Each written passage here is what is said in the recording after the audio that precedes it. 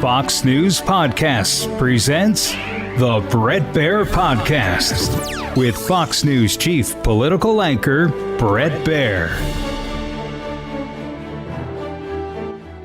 Thanks for having us and doing this. I know there's a lot of interest in this. First let me start with you, Elon. What are the budgetary savings goals and how much do you think you've achieved so far? Our goal is to reduce the deficit by $1 trillion. So from a nominal deficit of $2 trillion to try to cut the deficit in half to $1 trillion, or looked at it in total federal spending to drop the federal spending from $7 trillion to $6 trillion. We want to reduce the spending by eliminating waste and fraud, reduce the spending by 15%, which seems really quite achievable.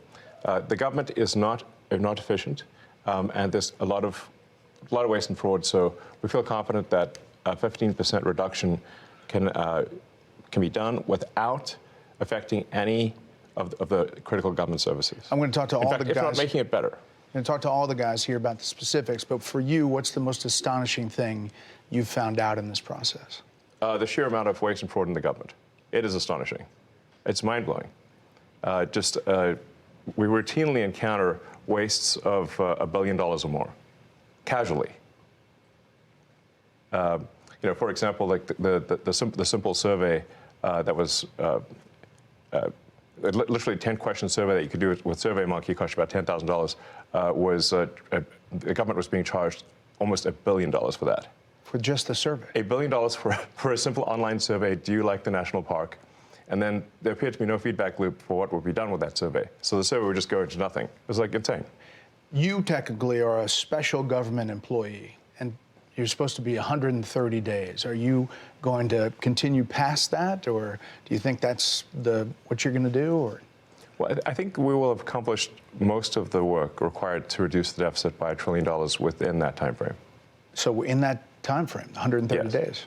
And the process is a report at some point, at 100 days? Or? Not really a report. We are cutting the waste and fraud in real time. So every day that passes, our goal is to reduce the waste and fraud by $4 billion a day, every day, 7 days a week. And so far, we are succeeding. And I'm going to talk to the specifics, but there obviously are DOGE critics who are reading all kinds of stuff. Obviously, lawmakers on the other side of the aisle are attacking you, and they characterize the approach as this: fire, ready, and then aim. And how do you approach that? How do you respond to that? Well, I do agree that we actually want to be careful in the cuts. So we want to measure twice, if not thrice, and cut once. Actually, that is our approach.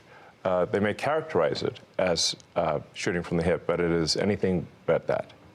Which is not to say that we don't make mistakes. If we were to approach this with the standard of making no mistakes at all, that would be like saying someone in baseball's got to bat 1,000. That's impossible. So when we do make mistakes, we correct them quickly, and we move on. Some people say this shouldn't take a rocket scientist. Steve Davis, you are a rocket scientist. Used to be. Yeah, and now essentially you're the chief operating officer of DOGE, day-to-day operations. Fair to say? Yeah, part of the DOGE team. So how did you end up here? What's the biggest challenge you see? The reason I'm here, which is probably for many, is that I think the goal is incredibly inspiring. I think most of the taxpayers in the country would agree that in order to have the country going bankrupt would be a very bad thing, and therefore the country going not bankrupt is a good thing. That all of us are willing to kind of put our lives on hold in order to do. I think the thing that's special right now is we actually believe there's a chance to succeed. That there's an administration that's supportive and a great cabinet and just a great group that will actually make success a possible outcome. And I think that's, given the inspiring mission and given the non-zero chance of success, it was worth doing. Yeah, I'd just like to sort of re-emphasize that point.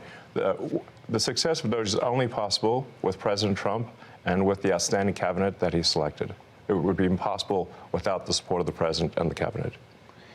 But you're finding the money. I mean, it's big numbers, right? Yeah, like Elon said, the minimum impulse bid is often $1 billion. So, for example, the $830 million, which was the online survey, That's an enormous amount of money that wouldn't have been found if the DOGE team wasn't working with it, in that case, the Department of Interior. But then taking it one step further, DOGE then publishes these things on our website for maximum transparency. So now the general public, it would have been impossible for the general public to have seen that. Now anyone can just log into doge.gov anytime and see these payments. As they're not yet in real time, they're close, but they'll probably be in real time within the next few weeks. But the process, it still involves Congress, right? At some level? We try to keep Congress as informed as possible, but the law does say that money needs to be spent correctly. It should not be spent fraudulently or wastefully. It's not contrary to Congress to avoid waste and fraud. It is consistent with the law and consistent with Congress. And we've seen actually great support, at least from the Republican side of the House, and occasionally some Democrats too. It's nice to see people cross the aisle once in a while. But usually when they attack DOGE, they never attack any of the specifics. So they'll say what we're doing is somehow unconstitutional or illegal or whatever. We're like, well, which line of the cost savings do you disagree with? And they can't point to any. And we list them all on doge.gov and the DOGE handle on X. And you'll see just outrageous things, one outrageous thing after another. We'll continue right after this. Joe Gabbia, besides Elon, you're one of several billionaires here, co-founder of Airbnb, and you wanted to help out. I bumped into Anthony and Elon probably back in February, and they told me something about a mine that was dealt with retirement, and they said they needed somebody to help out to fix retirement in the government. I loved the challenge, so I jumped on board, and it turns out there is actually a mine in Pennsylvania that houses every paper document for the retirement process in the government. Now picture this. This giant cave has 22,000 filing cabinets, stacked 10 high to house 400 million pieces of paper. It's a process that started in the 1950s and largely hasn't changed in the last 70 years. And so as we dug into it, we found retirement cases that had so much paper, they had to fit it on a shipping pallet. So the process takes many months, and we're going to make it just many days. Will it be digitized, or how? Absolutely. So this will be an online digital process that will take just a few days at most. And I really think, it's an injustice to civil servants who are subjected to these processes that are older than the age of half the people watching your show tonight. So we really believe that the government can have an Apple Store-like experience, beautifully designed, great user experience, modern systems. Because right now, it's by hand. Yes, the retirement process is all by paper, literally with people carrying paper in manila envelopes into this gigantic mine. So they can't retire more than a certain number every month? Yes. About 8,000 a month. That's how the reason we discovered it was we were saying, like, well, let's encourage voluntary retirement. They said, well, the most they could do is 8,000 a month. And even under normal circumstances, it can take 6 to 9 months just to have your retirement paperwork processed, and they often get the calculations wrong. So we're like, well, why would it take so long to retire? And they're like, well, because of the mine. And we're like, what do you mean a mine? What's a mine got to do with retiring? And that's where we discovered that all the retirement stuff is still done by paper in a process that looks identical to what occurred in the 1950s. Like if we took a snapshot of the mine when it first started in the 50s to today, it looks the same. It's amazing. So how long do you think it'll take to turn over? We're working as fast as we can. Probably next couple of months we'll have this overhauled. And I really think, again, like, why are we subjecting our federal workers to processes that they actually have to go through a training just to retire from the government? There's a whole training program that people have to go through in order to retire. I think we can do better for them. Aram Mogadassi, DOGE engineer. You go into these places, one of the more than a dozen engineers, first people to go into the agencies and view the computer data sets. Tell me what you're finding, and for people who don't understand how that process works, explain it for them. Yeah. I'll say the first thing that got me really excited about DOGE was learning basically the state of government computers. By some estimates, government IT costs about $100 billion, and it's funding systems that are over 50 years old, in the case of something like Social Security or the IRS. So really critical systems are old. They cost a lot of money to maintain, and they can be, the efforts to improve them are often very delayed. So I thought I'm a software engineer that maybe could make a difference here, and that's really what inspired me at a high level. There's a lot of mystery about Social Security and a lot of words about it from, here's what Democrats have been saying about it. It's absurd that Elon Musk is trying to eliminate billions of dollars from Social Security. Elon Musk and President Trump have set their sights on cutting Social Security. Their goal is clear: destroy Social Security from within. You're in the building. I mean, you're in the computers. What's happening there? What are you doing? Yeah, it doesn't line up with my experience on the ground. And I'll say the two improvements that we're trying to make to Social Security are helping people that legitimately get benefits, protect them from fraud that they experience every day on a routine basis, and also make the experience better. And I'll give you one example is at Social Security, one of the first things we learned is that they get phone calls every day of people trying to change direct deposit information. So when you want to change your bank account, you can call Social Security. We learned 40% of the phone calls that they get are from fraudsters. 40%? That's right. Almost half. Yes, and they steal people's Social Security is what happens. Is they call in, they say, they claim to be a retiree, then they convince the Social Security person on the phone to change where the money's flowing. It actually goes to some fraudster. This is happening all day, every day. And then somebody doesn't receive their Social Security. It's because of all the fraud loopholes in the Social Security system. How do you reassure people that what you all are doing is not going to affect their benefits? No, in fact, what we're doing will help their benefits. Legitimate people, as a result of the work of DOGE, will receive more Social Security, not less. I want to emphasize that. As a result of the work of DOGE, legitimate recipients of Social Security will receive more money, not less money. All right. I want to emphasize that point and let the record show that I said this, and it will be proven out to be true. Let's check back on this in the future. So, Washington Post, the Social Security Administration website crashed 4 times in 10 days this month because the servers were overloaded, blocking millions of retirees and disabled veterans from logging into their online accounts. Freaked people out. Is that going to change? Yes, we're going to make sure that the website stays online. Yeah. I mean, but is it a result of going in there No. or something you're doing? No. The amount of issues that were with the Social Security system are enormous. As an example, there are over 15 million people that are over the age of 120 that are marked as alive in the Social Security system. And that's an accurate figure. Yes. Correct. 15 million. Correct. This has been something that's been identified as a problem, again, pre-existing problems since 2008 at least, from an IG report. So there were some great people working at the Social Security Administration that found this, 2008, and nothing was done. And so 15 to 20 million Social Security numbers that were clearly fraudulent were floating around that can be used only for bad intentions. There'd be no way to use those for good intentions. And so one of the things the DOGE team is doing is carefully and very methodically looking at those and making sure that any fraudulent ones are eliminated. Brad Smith, working at HHS, and obviously another element is Medicare and Medicaid, NIH. What are you finding? Yeah.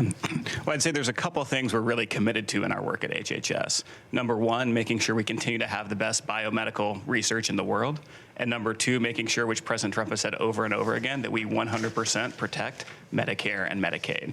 But there's a lot of opportunity. So if I take NIH as an example, today, if you're an NIH researcher and you get a $100 grant at your university, today you get to spend 60 of that and your university spends 40 of that.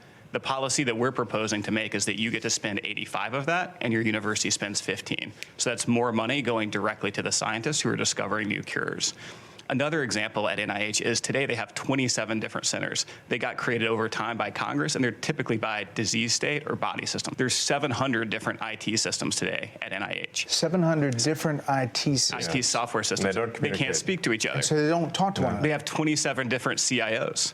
And so when you think about making great medical discoveries, you have to connect the data. Time out. You said 27 different chief information officers?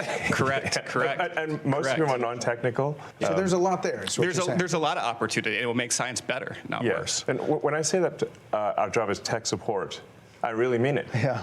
We have to fix the computers. If the computers can't talk to each other, you can't get research done. If the computers can't stay online, people won't receive their Social Security.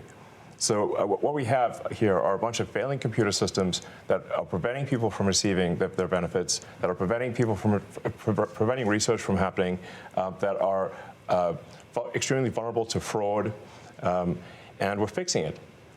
And does that include AI? Does that include kind of changing the system overall? That's, I guess, what people are afraid of, is they don't know what this is all looking like, and is it going to affect me in the long term? It's going to affect them. It's going to affect people very positively. So the changes that we're doing here will ensure the solvency of the American government, of the United States of America. This is what we're trying to do: is ensure that people do receive their benefits in the future, and you can only receive your benefits if the country is operating in a healthy and competent way. Anthony Armstrong, DOGE, Office of Personnel Management, Morgan Stanley banker, M&A guy. Yeah. Money, and this is a lot of money sloshing around. There's a lot of money sloshing around. There's a lot of money sloshing out the door. And if you look at the federal government and the way the workforce works, it's really a one-way ratchet over decades. So it's only going up. It's only going up. You never take it away. So that leaves you with duplicative functions, it leaves you with overstaffing, and it leaves you with functions in the wrong places. So a couple of examples. Duplicative functions. Brad mentioned 27 CIOs. If you kept going with Brad, he would talk about the communications office. I think you've got 40 distinct communications offices in HHS, right? Yeah. 40? Yeah, and that's not unusual, by the way. Multiple offices like that. It's also not making anyone healthy. This is not about the employees there. There's many hardworking, well-meaning people who took these jobs. These jobs were out there. They applied for them. They took them. They're doing what's there. It's just that they're duplicating the effort of 40 offices. So you've got that. You've got overstaffing. A good example of overstaffing would be the IRS has got 1,400 people who are dedicated to provisioning laptops and cell phones. So if you join the IRS, you get a laptop and a cell phone, you're provisioned. So if each of those IRS officers or employees provisioned 2 employees per day, you could provision the entire IRS in a little more than a month. So 12 times a year, you can re-provision. It doesn't make any sense. Why would you have 1,400 people whose only job it is to give out a laptop and a phone? Right. The whole IRS could be handled once a month. So that doesn't make any sense. And President Trump's been very clear. It's scalpel, not hatchet, and that's the way it's getting done. And then once those decisions are made, there's a very heavy focus on being generous, being caring, being compassionate, and treating everyone with dignity and respect. And if you look at how people have started to leave the government, it is largely through voluntary means. There's voluntary early retirement, there's voluntary separation payments. We put in place deferred resignation, the 8-month severance program. So there's a very heavy bias towards programs that are long dated, that are generous, that allow people to exit and go and get a new job in the private sector. And you've heard a lot of news about rifts, about people getting fired. At this moment in time, less than 0.15, not 1.5, less than 0.15 of the federal workforce has actually been given a RIF notice. So they've selected if they're leaving. It is basically almost no one's gotten fired. That's what we're saying. Tom Krause, working at Treasury, you are having access to the payment system, oversees all the outgoing payments. Essentially, those payments were going places we didn't know where they were going, right? Yeah, unfortunately, that's the case, Bret. As an ex-CFO of a big public tech company, really what we're doing is we're applying public company standards to the federal government. And it is alarming how the financial operations and financial management is set up today. There is actually really only one bank account that's used to disperse all monies that go out of the federal government. Time out. One bank account. It's a big one. It's a big one. It's a big one. It's a big one. A couple weeks ago, it had $800 billion in it, but it's the Treasury General account.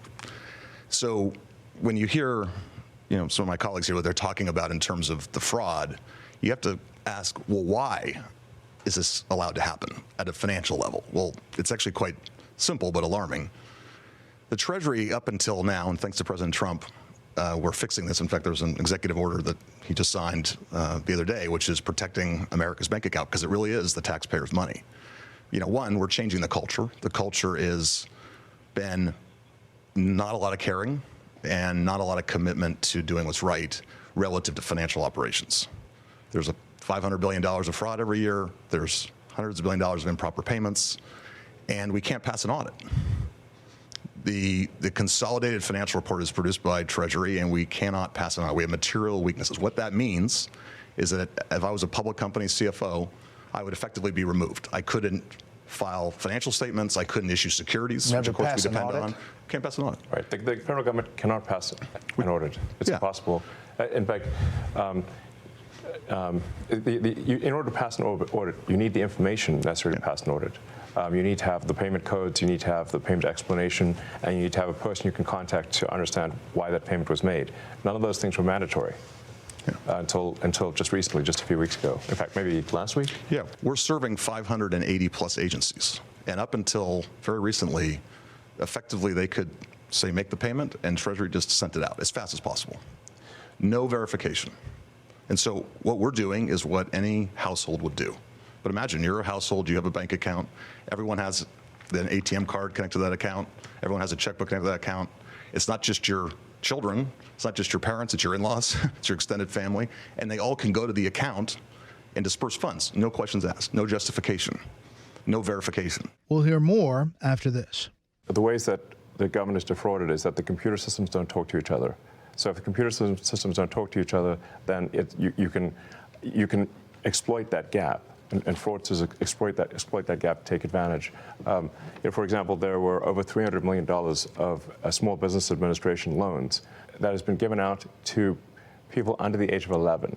Well, actually, to add to it, it's $300 million under the age of 11 and over $300 million to over the age of 120. Definitely. Small business loans. Correct. Yes. The oldest American is 114. So it's safe to say if their age is 115 or above, they're fake. Or they should be in the Guinness Book of World Records. And we should not be giving out loans to babies. So the youngest recipient of a Small Business Administration loan is a 9-month-old, which is a very, very precocious baby we're talking about here. So obviously it was just fraudulent. And they do terrible things. They actually will see that a kid's been born. They will steal that kid's Social Security number and then take out a loan and leave that kid with a bad credit rating. There was literally a baby. The terrible things are being done, is what we're saying. And we're stopping these terrible things. And you can stop it? I mean, we are stopping it. The reason this is happening is because the two systems are not talking to each other. Yes. Right. And so you don't know at the Small Business Administration that you're giving a loan to a 9-month-old, which happened in one case, because you're not cross-referencing that with the Social Security Administration data that has birth dates. So that very, very simple fix eliminates tremendous fraud. And that there are multiple systems across the government where the systems are not speaking with one another. And if you just solve that simple problem, you would solve a huge amount of fraud. Are you surprised? So one of the ways that, like one of the key tricks that the fraudsters pull is that they will use the fact that someone is marked as live, and as sort of just that Social Security number is marked as live in Social Security, and then get disability and unemployment insurance for a dead person. Because the databases don't talk to each other, all they got was from Social Security is like, is this person alive? Yes, they're not alive. It's falsely marked. Person is falsely marked as alive in Social Security, but they didn't. But that person, a fraudster can now get unemployment and disability from a dead person. This is happening all the time at scale. Are you surprised at some of the legal efforts and some of the judges that have weighed in? There's about 8 or 10 now of these cases that are at least temporary holds. They're being challenged by the DOJ. Right. Are you surprised by that pushback? Well, it's the D.C. Circuit is notorious for having a very far-left bias. And when you look at the people close to some of these judges, where are they working? Oh, they're working at these NGOs. Oh, they're the ones getting this money. Does that seem like a system that lacks corruption? It sounds like corruption to me. Last thing, do you guys all see this as a patriotic duty? I mean, is that really what this is about? It's essential. Very much I so. do, 100%. I was running 5 businesses in Houston, and I left that. I left great people to do this, and my wonderful wife said, go for it. And here I am. But I feel like this is me giving back to the country. If we don't do this, we're sunk.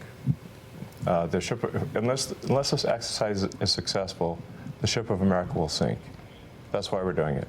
Well, gentlemen, I really appreciate the time today, and hopefully it took some of the myth and mystery out of DOGE and what's happening behind the scenes. Thank you. Listen ad-free with a Fox News Podcast Plus subscription on Apple Podcasts, and Amazon Prime members can listen to this show ad-free on the Amazon Music app.